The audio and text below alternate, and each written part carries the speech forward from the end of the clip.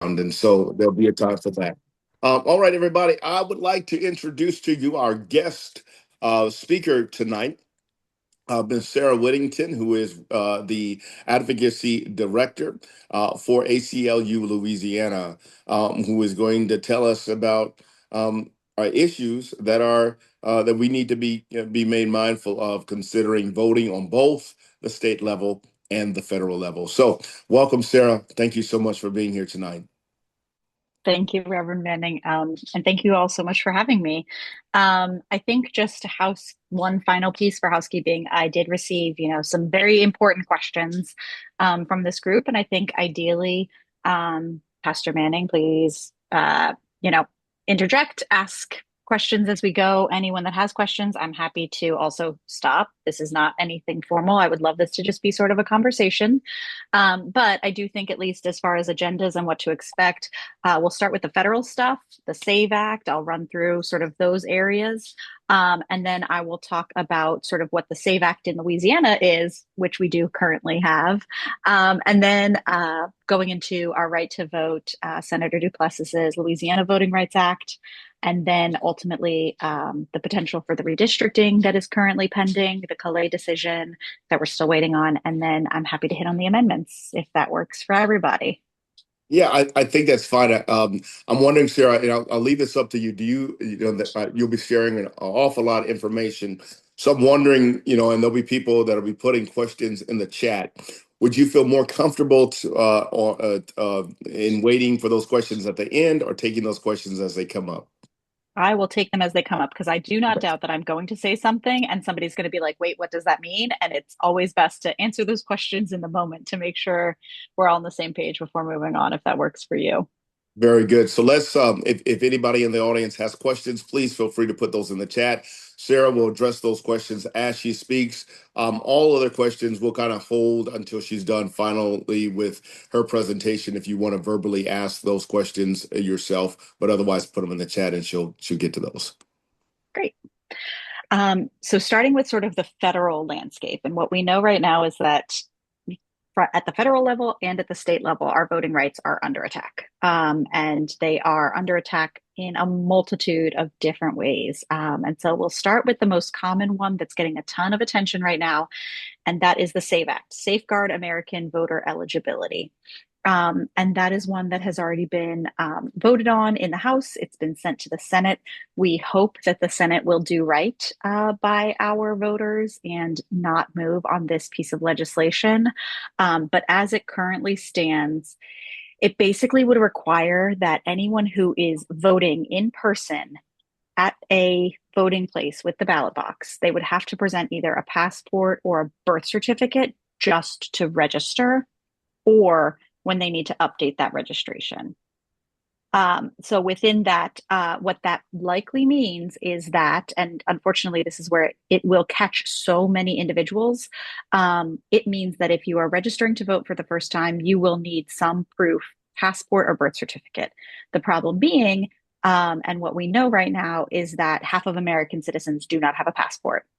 And we know that there was a study from 2024 that found that 21 million Americans do not have ready or easy access to a birth certificate.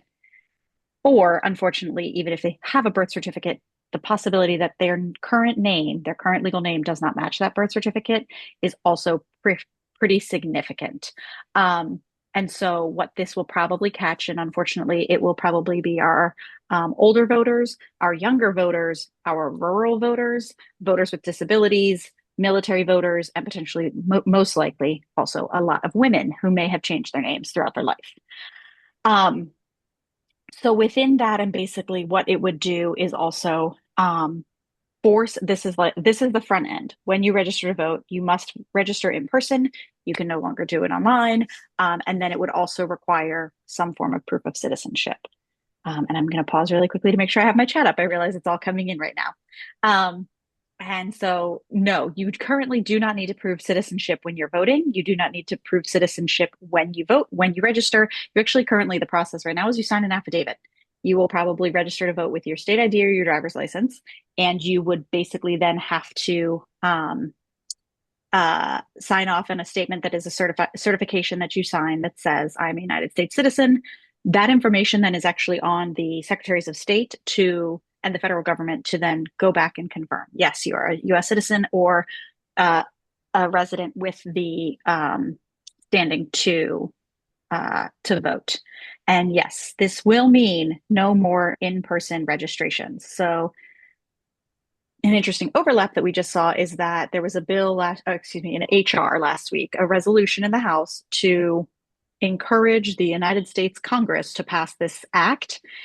And the Secretary of State was very supportive of it. Our current Secretary of State is running all of our names in our voter database through a program to try to confirm citizenship. This a separate thing, the SAVE system. It's a database, and she was very happy to acknowledge that you can register online, you can update your information online, you can do all this stuff online. The SAVE Act at the federal level will end that.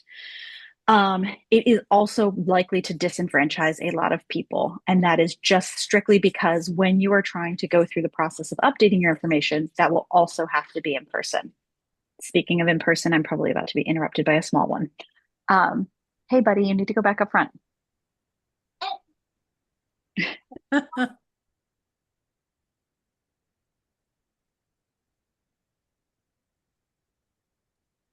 Okay, sorry, friends. No problem, Sarah. Real quick. So when you say register in person, you Mhm. mean going to a specific place to Yes. register? Yes. And in Louisiana, that would be your registrar of voters. So in the parish of Orleans Parish, you would actually have to go to the criminal district court to register in Okay. person. And if they allow for other in-person offices or events where they would basically be able to receive all of your citizenship documents in person. No exceptions. None.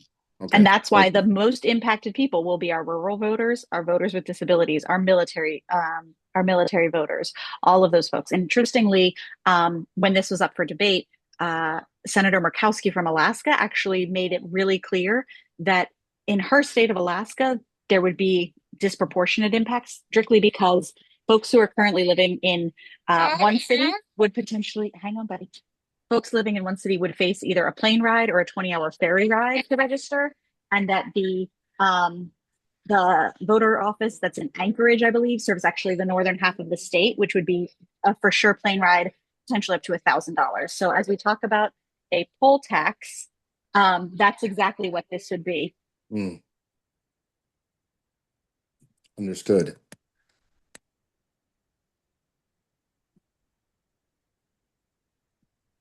Additionally, it would also operate as a form of a poll tax strictly because anyone that would have to purchase or go get these documents will face both time delays and costs.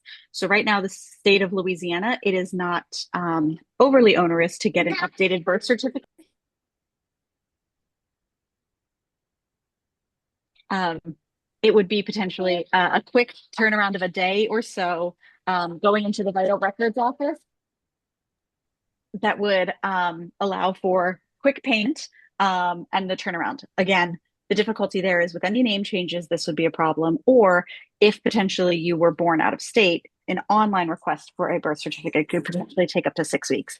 It's also not an insignificant cost. It's, I think, about $42 to do this request. And again, an out of state birth certificate, the costs vary. So, again, the ability to get all of that documentation together just based on birth certificates is going to be significant. I'm not even going to address getting a passport. Folks who do not have passports could potentially also go through that process. The cost, the photos, the proof of citizenship, and everything else. And then again, the time delay to get a passport processed. All of that is on the table with the SAVE Act. Yeah, go ahead. Um, Sarah, my understanding is that for people trying to register, who want to register to vote and who are or changing their registration, which amounts to being the same thing under the SAVE Act, that they have to bring not just a copy, but the original of their birth certificate. Could you verify if that's true? That sounds correct. I know that they mentioned that it cannot be a photo, but it has to be some form of certified copy. I'm Right. going to see if Google can give me that answer pretty quickly, though. This was not what I came prepared for Oh, tonight. So no, let that's me just check. I can check so you don't have to take your time. Yeah. Um, it is my understanding that they are supposed to be quote. I read it as certified originals, so I believe that would put copies off the table. But I also don't know that what the distinction I think I'm trying to make is that you can bring duplicates, right? So like if you know that it's labeled a duplicate, that would be okay. Um, in addition to the SAVE Act, there is also the Save America Act. So basically, it's the SAVE Act with even more stuff added on that will be even more harmful. So there would actually be the photo ID requirements that would be which would be more restrictive than what most states currently have. And so again, access to ready voter ID and everything else would be problematic, and it would also undo a lot of the provisions under the Help America Vote Act. So it's an alphabet soup and they all sound almost the same, but the Help America Vote Act was basically an ability to try to confirm identity without excessive undue barriers. It was a bipartisan effort from just, I believe, 2 years ago. And the Save America, so the Save America Act, basically would require even more photo ID. So even right now in the state of Louisiana, we have a voter ID requirement to show your ID at a polling location. However, if you do not have that, you can vote by provisional ballot. That provisional ballot then, after the fact, can be held, confirmed, and then be counted. We'll get to that piece a little bit later in our conversation and the difficulties of our provisional system, but this would take a provisional ballot off the table for the state of Louisiana. And then the third one that they're also considering is the Mega Act. So again, basically, if like Save is like the like probably foundational base level of everything, Save America does even more. Mega, and I forget what that acronym unfortunately is. It's make elect. I should know this, of course. Make elections great again. Of course, it's going to follow something foolish. And our elections already are very great. I know I'm being recorded, so let me just put in that plug right now. Our elections are great. We do not need to make them great again. They already are. But the Mega Act is the in-person show your papers in addition to limiting voting by mail, which we know, and this has again just been heard at the Supreme Court about when and how we can count voter mail-in ballots. But we know that voting by mail is very, very safe and very effective, and predominantly used by Republicans. So, not sure why we want to undermine this system within the party, but it basically would say everything that the Supreme Court just heard about when ballots are postmarked versus when they are received. It would make sure that all of that would basically follow the most restrictive and most difficult parts. So again, voting by mail is rural voters, disabilities, those without access to education, people who have to work on election day and do not get the privilege of taking the time off. And then also, Sarah, you just made a very profound statement that is predominantly used by Republicans. That's very interesting to me. yeah. And so that's actually been, as far as ballots and returns have come back, we've seen a big shift and a swing. And so Republicans have actually taken advantage of mail-in ballots for the same reasons that anyone would. They're working, they don't have ready access to transportation, they may be more rural, they may just have it and want to get it out of the way. And it's also oftentimes some of our older voters who are more likely to also use those ballots, or voters with disabilities who can vote with the assistance of a person who can help them fill out their ballot and sign it. A lot of that support for those voters who are either older or voters with disabilities could be criminalized. And that's actually a very scary problem, where basically who can receive your ballot, who signs your ballot, who returns your ballot. All of that basically would be on the table I under knew there this was some Mega Act. discussion.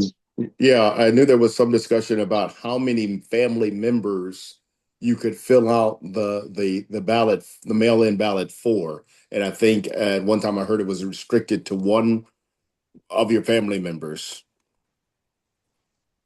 I'm not sure if that's I believe that is that may be a state. It could be part of this federal restriction as well. But yes, basically, it would be the understanding that if you help one person fill out their ballot, you cannot help anybody else. It's kind of like a one and done policy, which again, how do you bring enough volunteers to a nursing home or a group home or supportive housing to actually get a one-to-one, mailing ballots initiative? Additionally, too, anyone who's working in an carceral institution and helping folks who are pretrial still have their voting rights, fill out those absentee ballots, the number that you can actually carry or process or move with, all of that would be unfortunately no longer available for a lot of folks.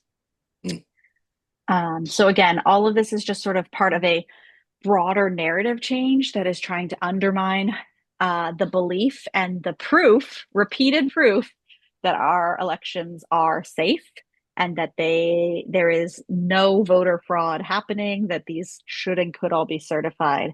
But that's all at the federal level. And as I quickly mentioned, there is a resolution that passed last week out of the House, the Louisiana House, that is encouraging our delegation, which now that it's in the Senate, let's be real, we know how our senators will vote on this, that is encouraging them to pass the SAVE Act as it comes before them. And so again, just sort of that first initial step in voter suppression, anything that you're doing to make it more difficult will be problematic. There was really powerful testimony, though, from our representatives last week, many of whom named that they had family members who remembered literacy tests and poll taxes and the other ways that we know that we've suppressed, we being the United States. The United States has suppressed the Black vote in the past. And it's interesting that this is also up against the John Lewis Voting Rights Act, which is intended to actually, again, get information, get education to our poll workers, to our registrars of voters, to our voters, to actually let them know how they can properly and appropriately engage in the most fundamental right of our democracy, which is voting. But I'll open it up for any other questions sort of on the federal scope or landscape right now before we shift to the Very next good. topic that y'all wanted to bring.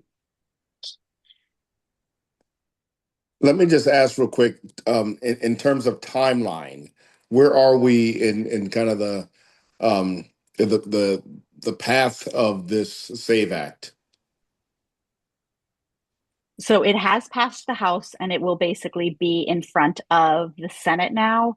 Um, and that basically the time that we have there is when the Senate chooses to take it up, debate it. The Senate is much more deliberative. It's a slower process. The opportunity is there to filibuster. Um, and so between now and the end of this Congress is basically the opportunity that we have to work with. So we want to make sure that we can push this out past the midterm elections, bare minimum. Absolutely. And then Absolutely. we know it may or may not be reintroduced. Okay. Yeah. Yep. Mhm. All right. Any questions before we move on to what's happening at the state level? I have one. Go ahead, Lane. Um, can I should have looked this up and I haven't yet. What is the difference between the SAVE Act, which has been passed in the House, and I gather that it's now under consideration in the Senate, between that and the Save America Act, which is the one that was originated in the Senate? So if I mean, that's something that we need to keep an eye on, is if something passes in the Senate, what passes? Because then I believe that has to go back to the House. Is that right? And could you help us understand that, Sarah? Yeah. And so basically, in the legislative process, imagine that these are probably like two ships passing in the night.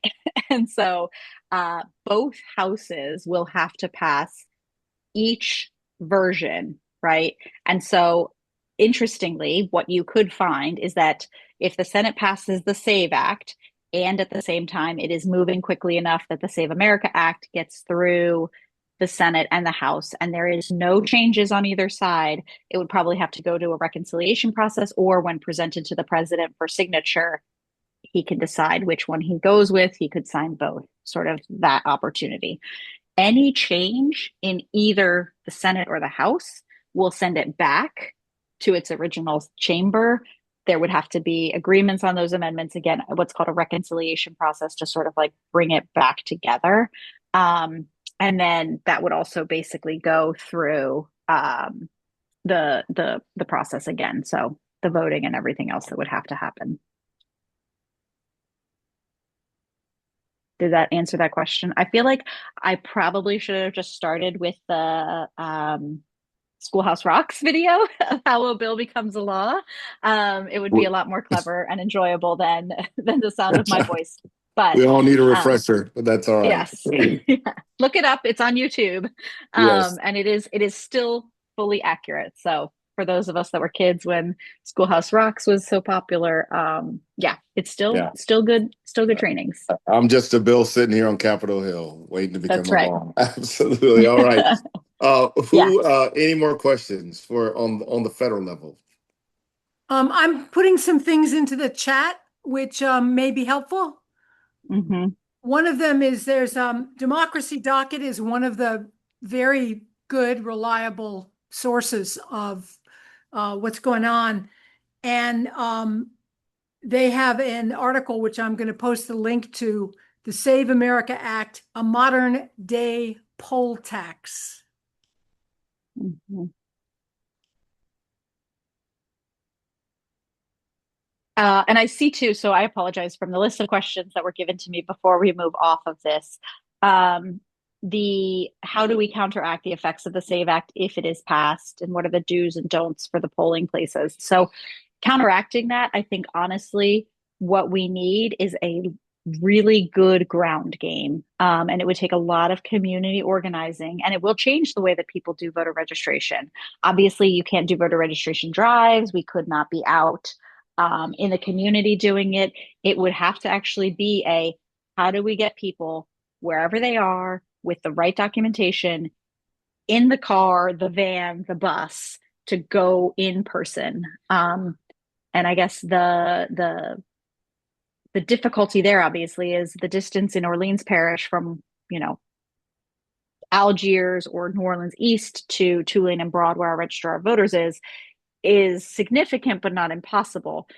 Where this will really have a much bigger impact is in those rural parishes, and how someone without access to transportation could potentially have to cross, 30, 40 minutes in Louisiana. It's not a 20-hour ferry ride like in Alaska, but it's not insignificant either. So that would definitely be something that there would need to be a pivot to the folks that do this work, and do that deep level of community organizing so that folks know what they need to do and how to do it. Absolutely. Sarah, is there any other questions that you see that you um, can That was address? everything y'all sent me, and I loved them. So Okay. that was Okay. a thanks for doing my planning work for me for the presentation. Absolutely. I meant in the chat that you see there. Hmm. Okay. Yep. All right. Um, the I'm next one is sorry. then, oh, I was please. waiting to hear some of the questions that we provided here, the answers to those as well. Yeah, she's addressing those. Hmm. All right. Yeah. So Go ahead. go ahead. Okay. So the next one then is specific to Louisiana. And that is the question y'all gave me is what are the laws or bills now in the Louisiana legislature, which will, if passed, affect the rights to voting and access? So right now we do have a Louisiana Voting Rights Act. It is SB 365 from Senator Royce Duplessis. It is currently scheduled to be heard, and it's not been updated online yet, but I am understanding that it will likely be up this coming Wednesday in the Senate and Government Affairs Committee. I put a link to the page for it in the chat.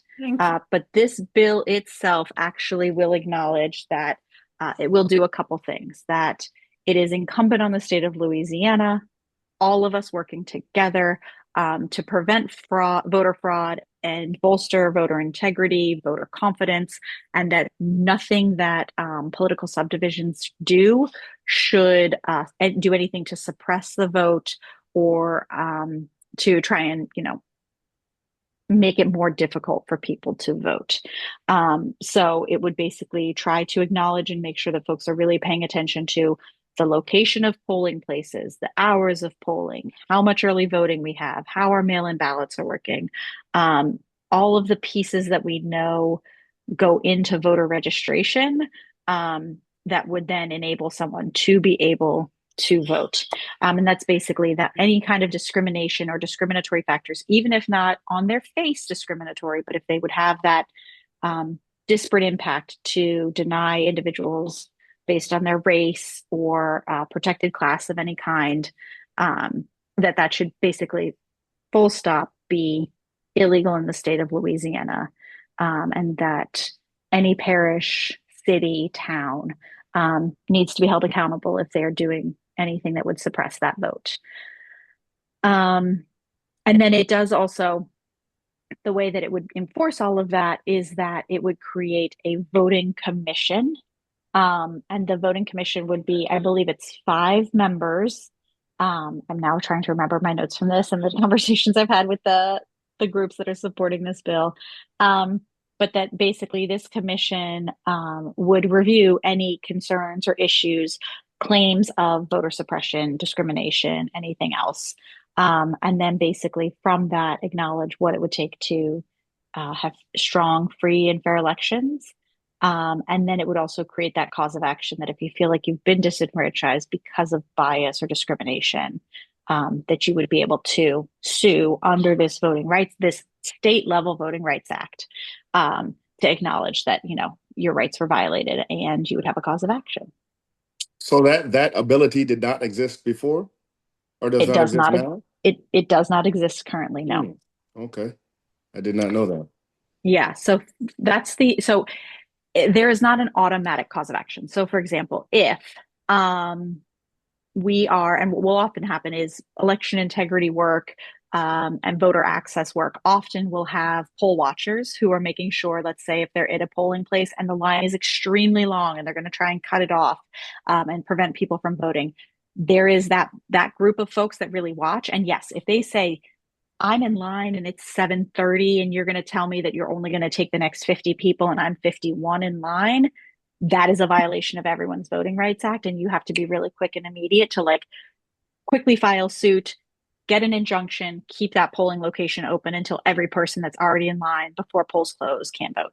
That is a very common way that folks try to make sure that folks' voting rights are not being violated in the moment on election day. This is going to basically beef that up and actually acknowledge and say, before even voting happens, if Orleans Parish takes away, here's a really good example. If there happens to be a parade and they move the polling place and suddenly folks cannot either cross a parade route or within a parade route, and I believe this happened, it was going to happen, I think, last year with the St. Patrick's Day parade, and then the parade ultimately was canceled. So whatever, it didn't end up being a thing. But the movement of those polling places, either very quickly in time, without sufficient notice, all of that could be a reason potentially to call out and acknowledge: is this going to suppress the vote? Does it have a discriminatory impact on the voters? Okay, thank you.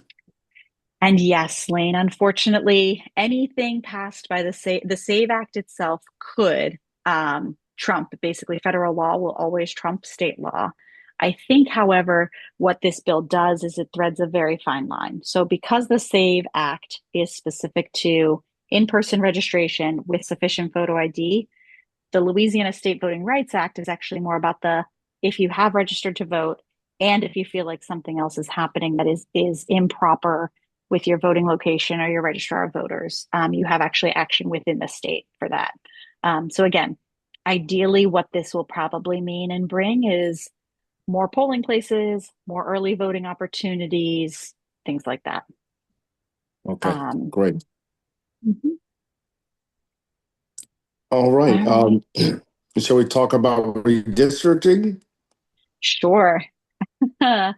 So the elephant in the room is voting and what it all means. Right now, the Calais decision is still pending before the Supreme Court of the United States.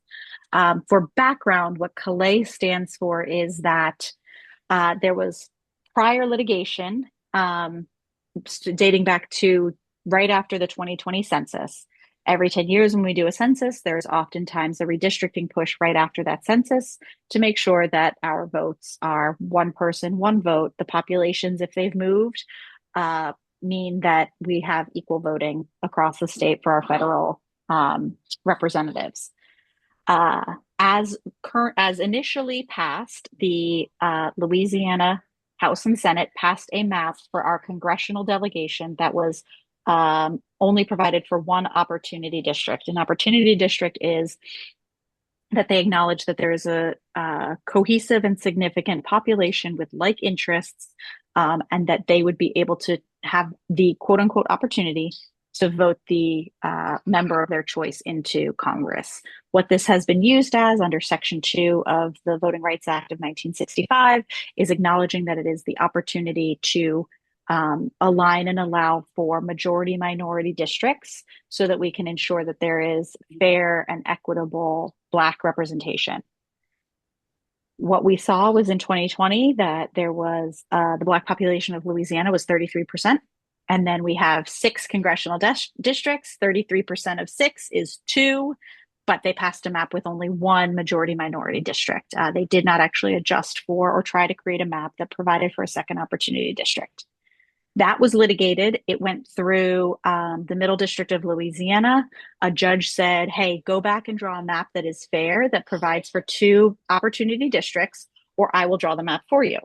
So the Louisiana legislature, with the support and the push of the governor and the Secretary of State at the time and our Attorney General, all got on board and said, great, we're going to pass a map that has 4 majority white districts and 2 opportunity districts. And excuse me. And when they passed that, we've elected then Cleo Fields from the Baton Rouge district as currently drawn. Immediately then, 9, I think they call themselves non-Black, but let's just 9 white people from the Western District of Louisiana sued and said that they felt that their voting rights were impacted. And this is now the case that has gone up to the Supreme Court. Interestingly, between the appellate level and SCOTUS, the Supreme Court, the state has changed its mind and is no longer defending our 4-2 map. They have decided that that is not their map of choice. They would love to be able to undo entirely Section 2 of the Voting Rights Act. And so decisions were heard last March. They were reheard in October of last year, with the state solicitor general basically saying that Louisiana does not need opportunity districts or majority minority districts any longer. And that this would basically just be how we would go moving forward. Calais is still pending. So first, the rehearing is very unusual. Second, our Louisiana legislature thought that Supreme Court would break with tradition, and generally most decisions do come out sort of in late May and early June. They thought that they were going to get a really fast decision in December before the holidays, which is why we went into a special session late October, early November, just so that we could move election dates and qualifying dates around. When that happened, it basically acknowledged that if the decision came down and if the maps had the opportunity to be redrawn, they would be. But ultimately speaking, the Secretary of State also acknowledged and said, I do have a hard deadline that I need to know what maps will be used in the 2026 elections, and that was around January. So because we have not, hang on a second, bud, let me finish. Because we did not get a Calais decision, the current maps, our 4-2 maps, will be the maps that are used in our October and November elections. So qualifying for all of those has happened. And we know right now that they cannot, for the 2026 election, change any of our congressional maps. Okay. Part of that is because they created a closed party primary system. And so they had to qualify early and then obviously have party primaries early, which is, again, part of what we will be voting on come May. But if they'd remained open party primaries, they would have qualified in July. There could have been an opportunity potentially to redraw maps. So saved by the governor's hubris at this point, because he's insisting on closed party primaries. Absolutely. Yep. I think so that'd be good, maybe a good pause to take questions there. Please. Yeah. Any questions? Any questions anybody might have? Sarah, could you talk about the League of Women Voters recommendation? Because it's pretty complex.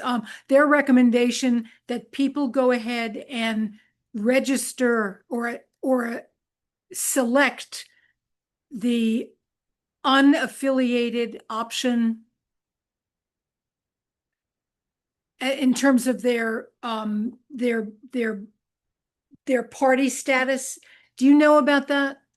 It is something I've seen discussed, but I also see that Marianne Mushat is here, and if she wants to take this, I'd be glad to throw it her way. And then I can back clean up for her.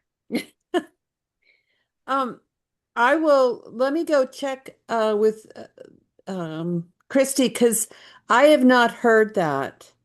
Huh. But I could have missed an email because I've been Oh, swamped boy. with emails. But Um, So if it's not coming then from the League of Women Voters, it is something that we know folks have discussed. And basically, yes.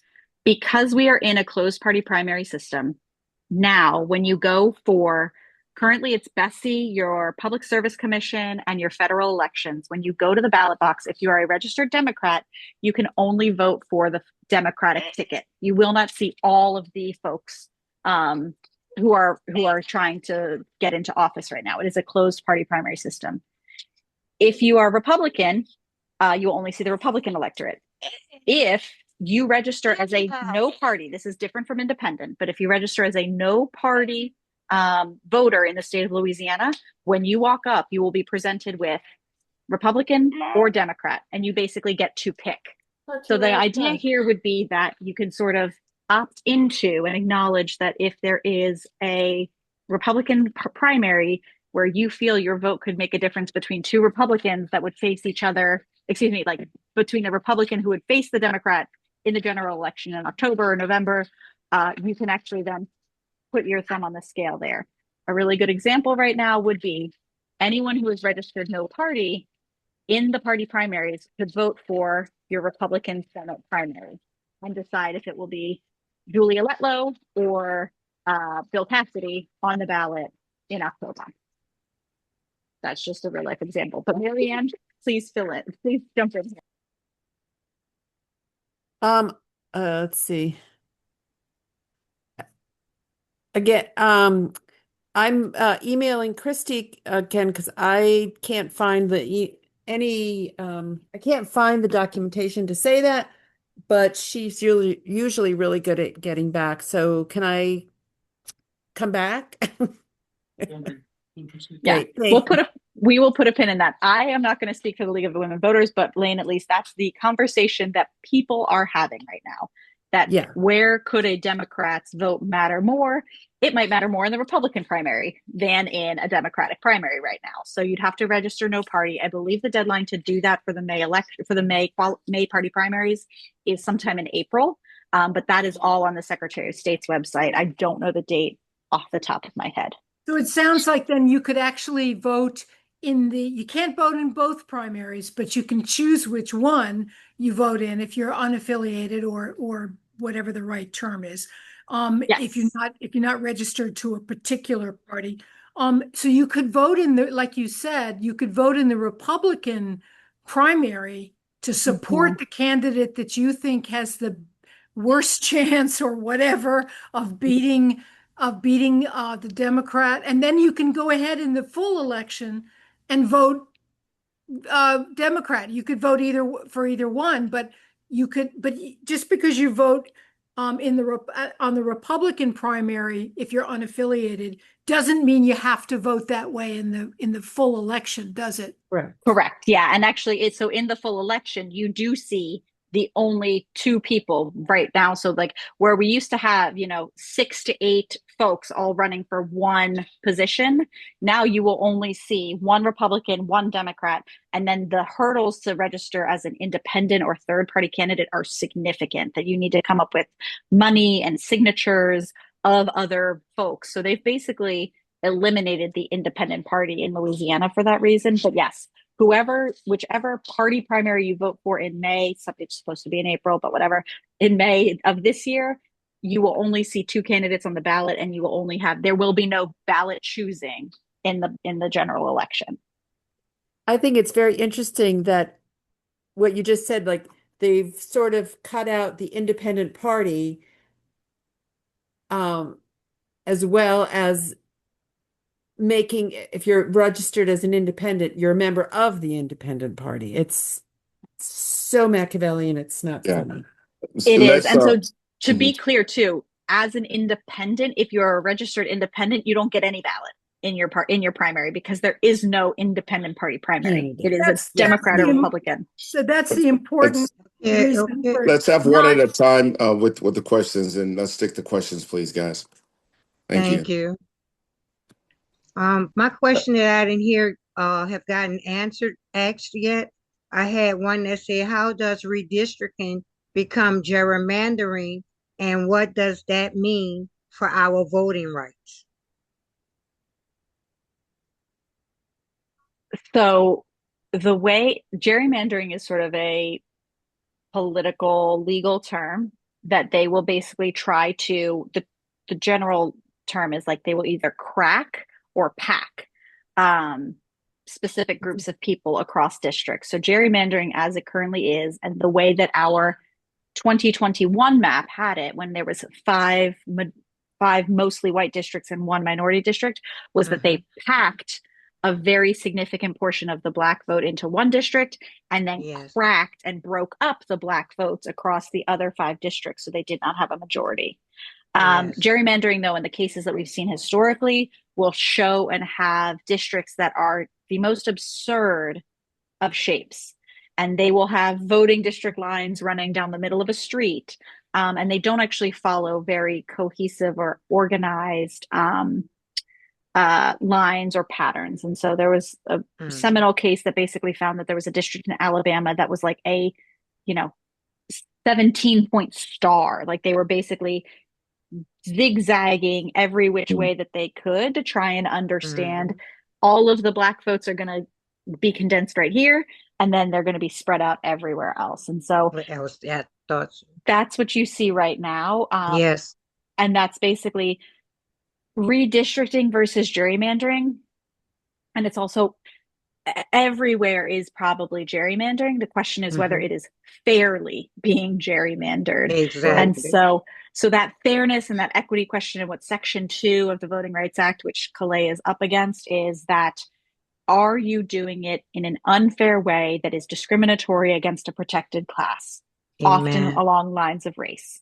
Amen. Interestingly, what we saw happen in Texas when they redrew their maps and California in response, they did Hmm. partisan gerrymandering, meaning they didn't actually look at race necessarily. They acknowledged and said, I just want all of my Democrats here and all my Republicans here.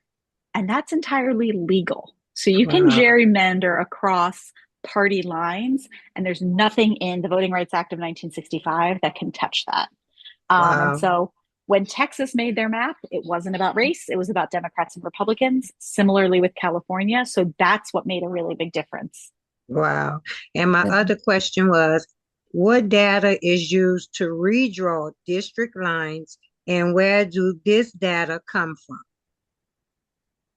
In a normal cycle, it is your census data. So that's Hmm. why that every 10 years, I think the term, and I always get it wrong, a diennial count with the every 10-year count of everyone in the country that we're all supposed to engage in needs to be as complete and as accurate as possible, because that census level data is how the legislatures are supposed to look at the population and decide how to redraw those maps. And when they will do, it's interesting because we have several versions right now in our legislature. They get what's called a shape file and they Hmm. basically go and dig all the way down into the exact numbers of people because they have to draw their districts so that the populations are within a very, very small range of equality. So, right, like in no world are you going to be able to put like all of Baton Rouge and all of Orleans Parish into one district, right? That's going Yes. to dilute the vote and it's not going to be equal across the other five districts. They really dig into the person level data to try and see that the registered number of voters in the population is equal across all of the districts. And so it's all census based data. So that's why filling out your census and making sure it's complete and accurate and fully done is so important and so critical. Important. Yes, ma'am. Absolutely.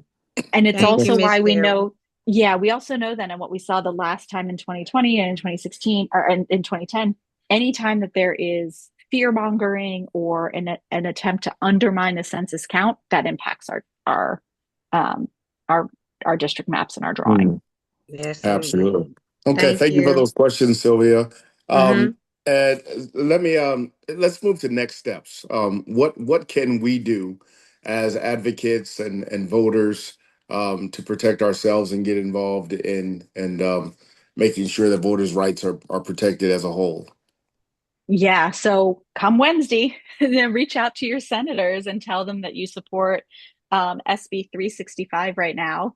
Um, at the federal level, you can reach out to the senators and say that you do not support the SAVE Act, that it is, unfairly disenfranchising folks. You would be surprised how responsive these offices have to be, because we have to all remember that they work for us as the voters and the electorate.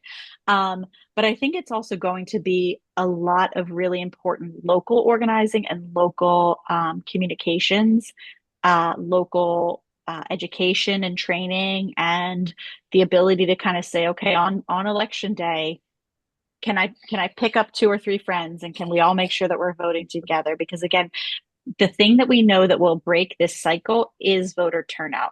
And Louisiana has consistently had very low, poor voter turnout. For everybody that was really involved and active in the March 31st last year for constitutional amendments that were basically going to like entirely restructure our state, the push to acknowledge that that folks said no to that. Governor Landry was caught on a hot mic talking to Speaker Mike Johnson, and he said they expected like 11 to 12% voter turnout. And the ability to defeat all 4 of those actually was driven by a little bit over 20. It was, I think, about 23% voter turnout. So basically doubling that voter turnout of everyone who's already registered, but just willing to be engaged and willing to go vote on the day of it, voted all of those amendments down 2-1. And I think that's a really interesting part of, in a democracy, when we are here as engaged citizens and with the right to vote and we use it, it doesn't work all the time, but when it works, it's beautiful and it's so powerful. And importantly, too, I think when you're using it and reusing it and making sure that they're accountable, that's when we start to see those shifts, and things may change. I know, however, that's also balanced just against the sheer voter fatigue and that everyday inability to get to polling places conveniently. The voting days and times that we have in this state, we have too many elections. And yet they continue to make more. And so I think that's also the reality of like what we have to be able to do is know what's going to be on the ballot in May, make a plan to get there, bring your friends and family. Right. That's right. Yeah. It's by far not a perfect system, but it's a system that we have and that we need to work within if we want to improve things. So thank you about adding that statement about voter turnout. That's very important. Let me see if there's any more questions before we move on. Anybody? Sister Valerie had her hand up. Go ahead, Valerie. I just was agreeing with what Sarah is saying about the amendments. When everybody got involved and we got our family and our friends out there and we still pushed and we educate one another and we flip the seat. We not flip the seat, but we turned down everything that's not benefiting for the everybody. Yes. So we need to do that again. Yep, we saw power there, and we need to remember that moment. Let me ask this, Sarah, are you prepared to say anything regarding the amendments? Oh, can I ask a question? Yeah, please, Lane. I'm sorry, before we leave the voting rights segment, oh, damn it, I'm sorry. My brain just, I had an important question. Damn it. I'm sorry. I'll have to come back to it. I'm sorry, Sarah. Totally fine. Yeah, yeah. Anything that you wanted to say in regards to the amendments, Sarah? Sure. Yeah, so I'm trying to pull them all up right now. Let me see if I can find my sample ballot. But it basically is that come May 16th, let me just make sure I'm going to put us in Orleans Parish, if that's okay. I can assume that most of us are here in Orleans. Good assumption, yes. Yep. And then, so we will basically have the amendments basically. So the first one, amendment number 1, is a power grab by our governor to be able to control who is or isn't an unclassified state civil service person. So Right now, there are specific protections. If you are a classified position, you do not have as many employment protections if you are unclassified. The governor would basically have the authority to recommend to the legislature to gut all of those protected positions. It would basically operate as a Landry run Doge, is our concern. And again, that amassing of power is something that we don't agree or believe in at the ACLU of Louisiana. And so, again, it's just something that would cause us a lot of concern. Absolutely. Amendment 2 is related to St. George. And St. George is a very small community that is in East Baton Rouge Parish. Interestingly, the entire state gets to vote on it because what they are trying to do, and they have already, and this has been probably a 10-year push, they have seceded from the parish of East Baton Rouge and created the village of St. George. Historically, what we know that means when you have seceded from a predominantly Black parish or city is that you have a small white enclave and you are basically creating a segregationist village. They did it with Zachary, they've done it with Central. St. George is their newish push. When St. George was initially created, it came with an acknowledgement that the millage and everything else from St. George would continue to go to EBR schools. It also included a specific map that did include a predominantly Black neighborhood within the village. 2 years later, they came and they cut that predominantly Black area out of the village of St. George for the purposes of voting and gave it back to EBR. And now they've come back after promising that they would not try to create their own school district. And the language is to grant St. George Community School System the authority to operate a school. The authority for St. George to create in 2026 a predominantly white school system in the parish of East Baton Rouge, taking all of that funding, the millage, and any of their tax dollars out. So again, I would oppose that one. Interestingly, because the entire state gets to vote on it, if it is voted down across the state, even if the parish of East Baton Rouge votes for it, but the entire state votes against it, it does not pass. On the reverse side, even if the entire state votes for it, but EBR votes against it, it cannot pass. So we need everybody in Orleans to vote no, and we need to tell all of our friends in EBR to also vote no. And that's just an interesting, weird quirk of the Constitution and how that all works out. Amendment 3 or the Amendment 3 on the ballot is for the teacher pay raises. This is a really interesting one. It is very political. I can speak to what it does or doesn't do. We know where unions are falling along this, but it is that one-time permanent pay raise because it will consolidate teacher retirement, consolidate debt. But what we heard, and this is how they pushed for Amendment 2 last year on the March ballot when we were going to rewrite all of our taxes. And what we heard at the time is that there will be parishes that would not be able to support this, that they would in fact lose funding, they could lose teacher positions over it. And this is basically, they took that one piece of that amendment, carved it out and said, all you're voting for is this teacher pay raise. The difficult part is that every year they are presented with a budget that could provide for a teacher pay raise without tying it to debt consolidation, paying down different debts, and potentially cutting the teacher retirement system and not allowing it to be solvent. We can acknowledge that teachers must and should be paid more. As a former teacher, I will name Absolutely.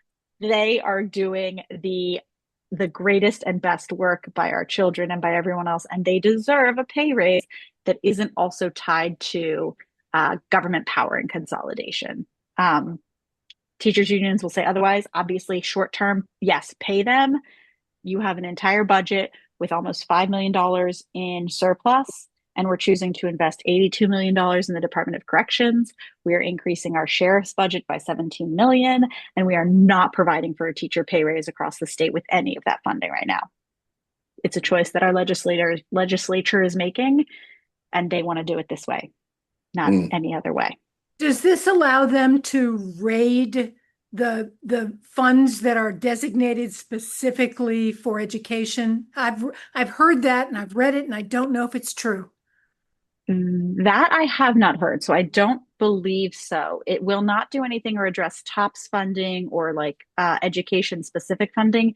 I understand it to be that it is all related to the teacher retirement system.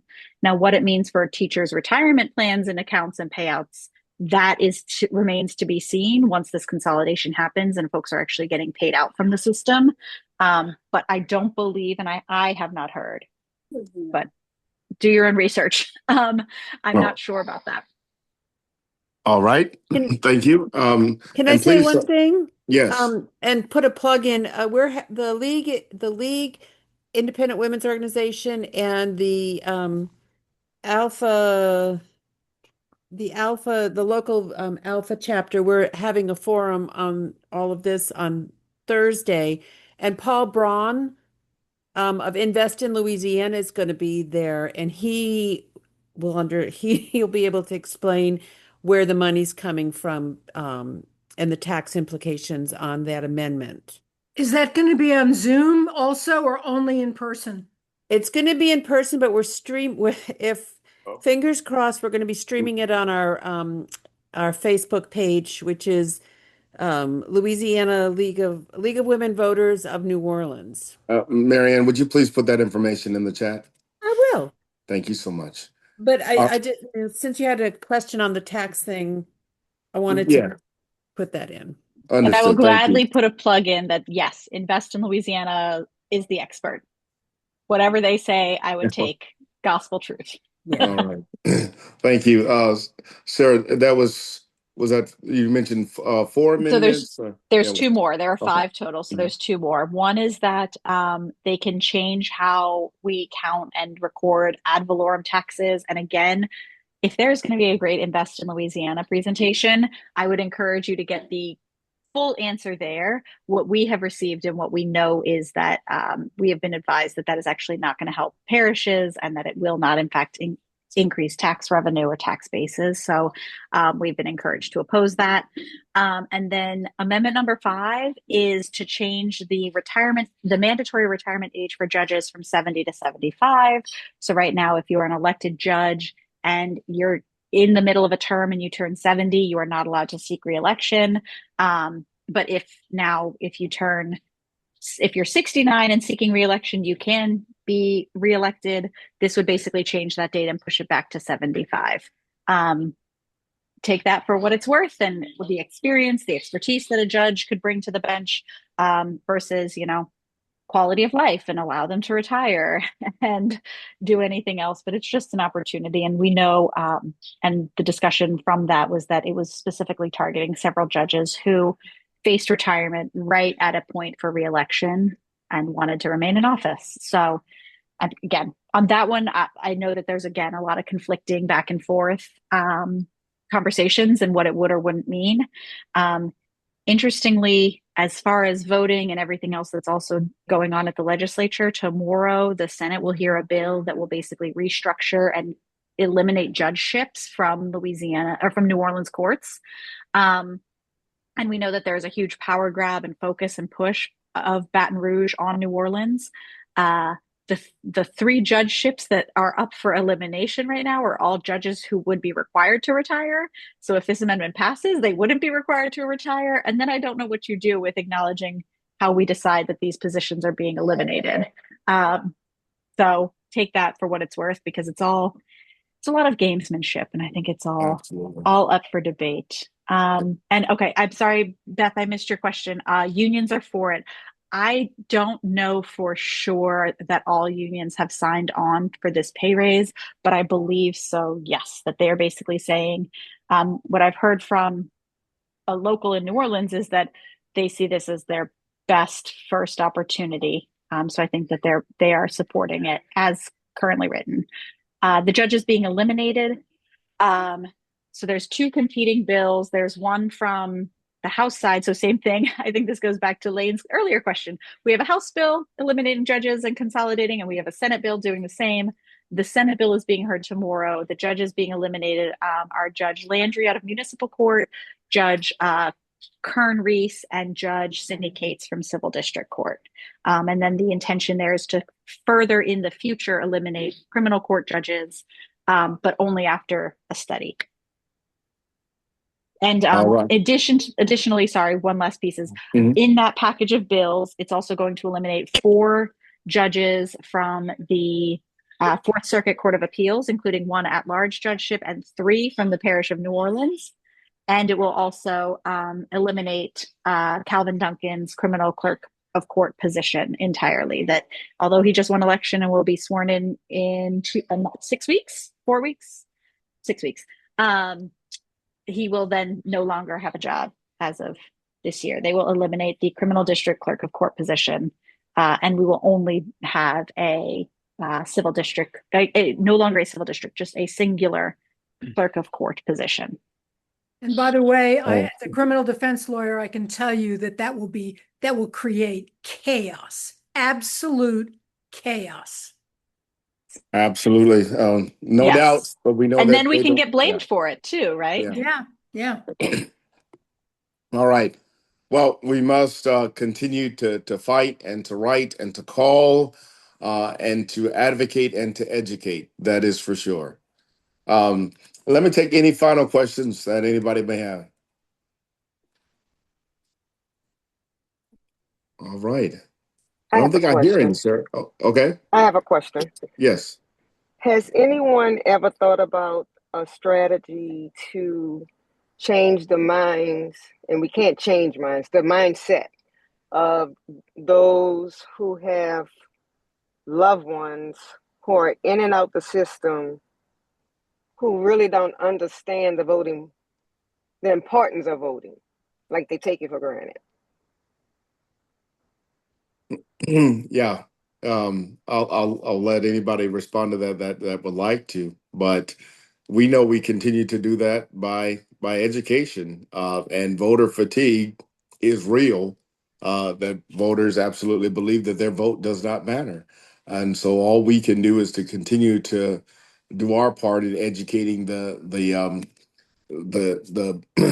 platform that we have access to, that is our own personal family and friends, but and to do a overall campaign and push would be nice as well too. But anybody else wants to respond to that?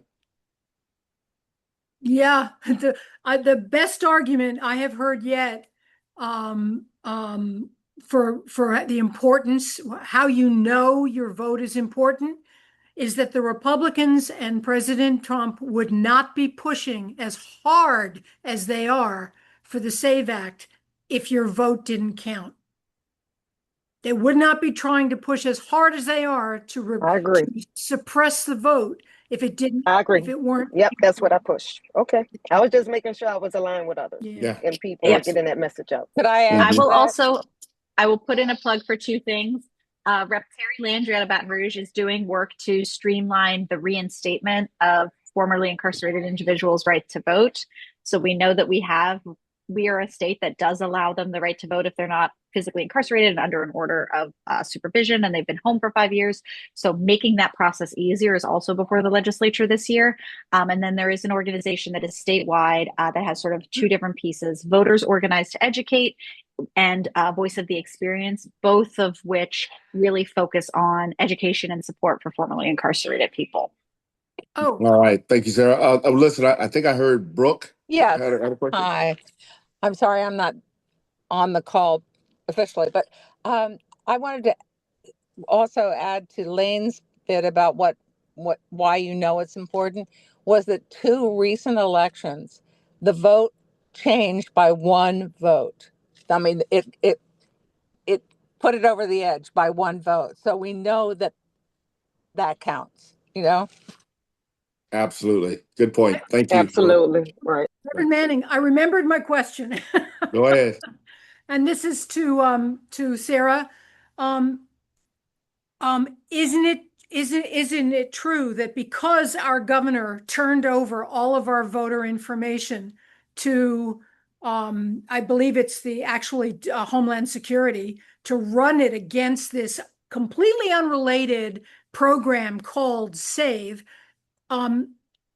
because of that, Louisiana will be one of the states where a lot of people are going to be kicked off of the rolls because they're going to claim that lots and lots of people are actually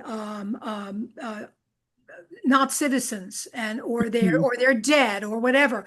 That whole purpose of this is to purge the voting rolls. So that what my question is, isn't it true that it's incredibly important, no matter who you are and how well you think you're registered, everyone should check on is it the Secretary of State's website to see Yes. if you are Yes. still registered? Because if you're not, you're going to have to go through all this malarkey Right. to get registered or to prove Yes. who you are. I'm sorry. So would you speak to that, Sarah? Yeah, and Marianne was at the Capitol with me last week on this. So yes, right now it used to be that you could run single names if there was a question around citizenship. They have now opened that entire system up, and it is a bulk data dump. And Louisiana was the first state to dump our entire voter roll into this SAVE database. And we know what it did was it's based on it is a data warehouse. So it's Department of Labor, it's Social Security Administration. It is outdated, bad data that Department of Homeland Security acknowledges is bad data and needs to be improved and fixed. But yes, with that, they kicked back to the Secretary of State of Louisiana a huge number of people whose addresses no longer match, names don't match, different triggers or possibilities that like whether or not this very vulnerable federal system now has all of our personally identifiable information. So if subject to hack, the state of Louisiana is particularly vulnerable and likely very screwed. But when they did that, interestingly, Louisiana does not purge their voter rolls. But what it will do is kick many, many people onto the inactive voter roll list because they will not have been able to confirm identity ahead of Election Day. If you are on an inactive status, you vote by provisional ballot in person. They have to then verify that you are still the appropriate person at the appropriate address, appropriately registered. There was some conflicting information about whether you can update your address online right now if you find yourself on the inactive list. I would recommend everyone, unfortunately, go in person if they find themselves on the inactive list. But if you are inactive on Election Day and they flag that for you, you vote by provisional ballot. You have to fill out a pink form, both sides, and sign it, filling it out completely to make sure that your vote will be counted after the fact. But thankfully, we don't purge. Oh. Do we know how many people got kicked out, or put on that inactive list? Do we know? Marianne, I It's think like the League of Women Voters. 395. I'm sorry. Go ahead, Michelle. This is Leslie, I and I think have a it's like, comment on that. okay, Leslie. Go ahead, Leslie. Let Leslie. Yeah, no, hi, everyone. Yeah, I was able to get from the Democratic State Party a list of every individual who was placed on the inactive list, and I got it by councilmatic district. So in District D, there's like 300 and some odd pages. It's like 29,000 people. So what I'm going to do is, since I have the list, I have it by council district, I'm going to meet with each OBDEC district chair, and we're going to try to figure out a strategy. So now that we have this information, how do we use it? What do we do with it to try Absolutely.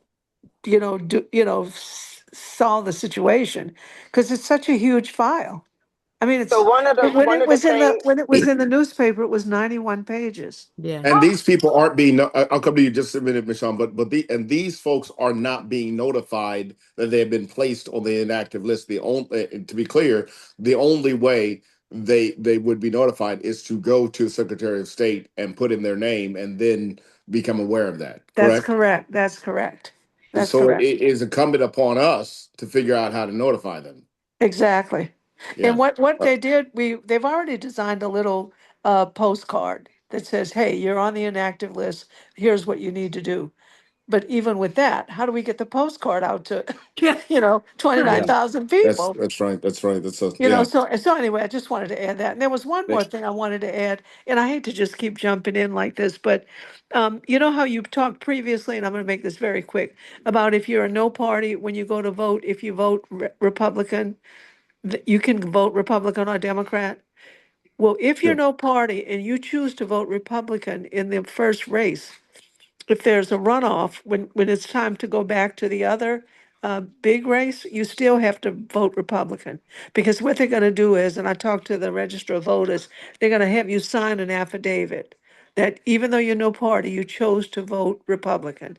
So you're going to have to vote Republican in the next race. And you mean in the general in the general Yes. election? That's what they No, told me. I could be wrong, but that's Hold what on, they no, what? told me. no, it's just No. in the What? if there's a runoff in the primary. Okay. Yeah, Okay. Okay, let me get Sarah. Sarah, do you want to chime in on that clarification? Ditto Marianne. Okay. If there's a runoff in the primary only. Yeah. Okay, Okay. it's a runoff. Okay, great. Thank I you. Okay. just, Very good. Let I me go had back my to Miss hand up, Shawn. Pastor Manning. Sylvia, hold on just a second. Miss Shawn did first, and so let me go to Miss Shawn. I just would like to make a suggestion with the list that Leslie has. She and I discussed prior, and I've been telling other people, go look through the list. Like, think of people in your family who may be Mm, deceased. Think of your cousin who you know don't vote. Just think of people and go look and see if you see their name. Because I have many family members that they have on there that are deceased or don't live here anymore. And we need to inform them to take their names off the list because they're making it look like something it's not. yeah. Absolutely. Good point, Michonne. And you just made me think of another thing. Those lists should be provided to churches, so that churches can inform their members to, who are there every Sunday to look at these lists, and to respond accordingly. Yeah, I can Uh, make the list available to whoever But wants. Like I said, okay, it's by council my que- district. I can only email it. It's so large. Thanks. I got you. Yeah, thank you. okay, my Sylvia? question was, Yeah. can we get the name of the Zoom user? It sound like Miss Maddie from Section D. Oh, that's actually me. That's Leslie. And the Just Zoom, Leslie. yeah, Leslie Bowie. Okay. That Okay, just logo is needed to know. actually the Obdec logo. Okay. Thank Okay. you. Thank you, Thank Madam you, Chairman. Okay. Leslie. All Thank right. you, Leslie. Sarah, let's have any closing remarks that you might have, Sarah. Thank you. And tell all of your friends and family and loved ones, honestly, this is a very real threat to our democracy simply because it undermines the foundational right to vote. And if we lose the right to vote, we are no longer a democracy. So this is the time to step up, get loud, and we got to fight. Thank you. Thank you, Sarah. We appreciate your words very much tonight and your expertise, and the encouragement that calling your representatives, your senators, your congressmen, it does matter, and we need to encourage. We need to know that not only ourselves, but we need to encourage all of our friends and family to do the same, and to not fall victim to voter fatigue and believing that your voice doesn't matter. It absolutely does. So, with that said, let me have any announcements that anybody might have that is critical that we might know. I know coming up is Earth Month. We're in Holy Week. Anything that you might want to add, including the fact that there's a fish fry at Broadmoor Community Church on Friday, Good Friday, get a good plate of fish for $15, including jambalaya, macaroni and cheese, green beans, and cake, and all that, and a soda. So come join us on Friday at 11 o'clock. Any other announcements? Just we're having another forum, like I said in on Thursday, um in person to talk about the amendments and the changes. So anyone who missed today can come Thursday, and that I put the information in the chat. Thank you, Marianne. Yeah. Anybody else? A long time ago. Yeah, a long time ago. Is that somebody? Sorry, I'm just joining us soon. Oh, okay. That's sound like Judge Simone. Maybe I don't know if it was or not. All right. It Any was. other? I apologize. I didn't Okay. mute, but I am here. I just did join. recognized your voice. I knew it was Yeah, you. Welcome, Judge. All thanks. right. Any other announcements anybody have? All right, everybody. If there are no announcements, thank y'all so much. And thank you again, Sarah, for being here. And we all benefited from this conversation. And so we're going to close in prayer as we go our separate ways on tonight. Oh God, keep us all in peace. Keep us all in the struggle and fighting no matter what.